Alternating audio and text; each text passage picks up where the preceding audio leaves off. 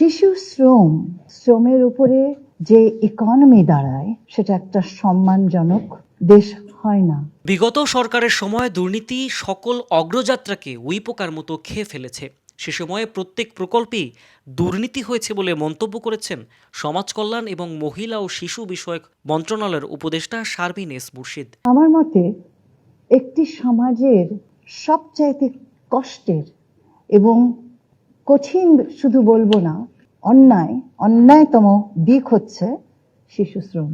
আজ শনিবার ঢাকার এফডিসিতে বিশ্ব শিশুশ্রম প্রতিরোধ দিবস 2025 উদযাপনের অংশ হিসেবে আয়োজিত ছায়া সংসদে উপদেষ্টা শারমিন এস মুর্শিদ এসব কথা বলেন।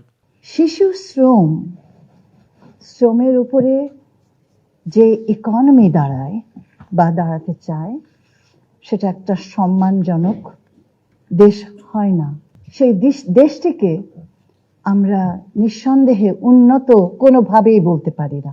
কোনো সমাজে শিশুশ্রম থাকলে সেখানকার অর্থনীতির নৈতিকতা থাকে না উল্লেখ করে উপদেষ্টা বলেন, দারিদ্র্য ও শিশুশ্রম ওতপ্রোতভাবে জড়িত, তাই শিশুশ্রম নিরসনে দারিদ্র্য বিমোচনকে অগ্রাধিকার দিতে হবে।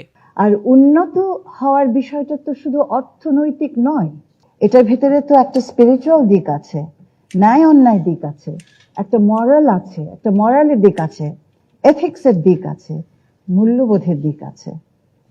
তাহলে শিশু শ্রম কিন্তু আমার মূল্যবোধের জায়গা। কেন এতগুলো বছর ধরে আমরা এটাকে নির্মূল করতে পারছি না? আমার ইকোনমি তাদেরকে ব্যবহার করতে চায়। কে চায়?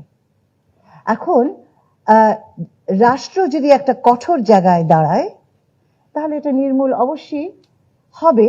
ডিবেট ফর ডেমোক্রেসির আয়োজনে ILOর পৃষ্ঠপোষকতায় কলকারখানা ও প্রতিষ্ঠান পরিদর্শন অধিদপ্তরের সহায়তায় এবং শ্রম ও কর্মসংস্থান মন্ত্রণালয়ের তত্ত্বাবধানে শিশু শ্রমের প্রধান দায় রাষ্ট্রের নয় সমাজের শীর্ষক ছায়া সংসদে বেগম বদরুন্নেসা সরকারি মহিলা কলেজের বিতার্কিকদের পরাজিত করে ঢাকা ইন্টারন্যাশনাল ইউনিভার্সিটির বিতার্কিকরা চ্যাম্পিয়ন হয়।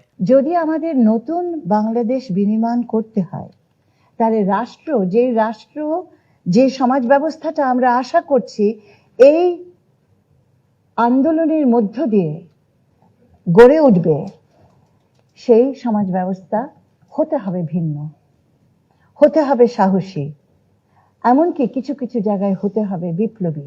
চ্যাম্পিয়ন দলকে 50,000 ও রানার আপ দলকে 30,000 টাকা সহ ট্রফি, ক্রেস্ট ও সনদপত্র প্রদান করা হয়। রাশেদ রায়হান, জাগো নিউজ, ঢাকা। নাটা জেলি আর পানীয়র এক অসম কম্বিনেশন ড্রিঙ্কো। চিল থাকতে চান? ড্রিঙ্কো চাবান।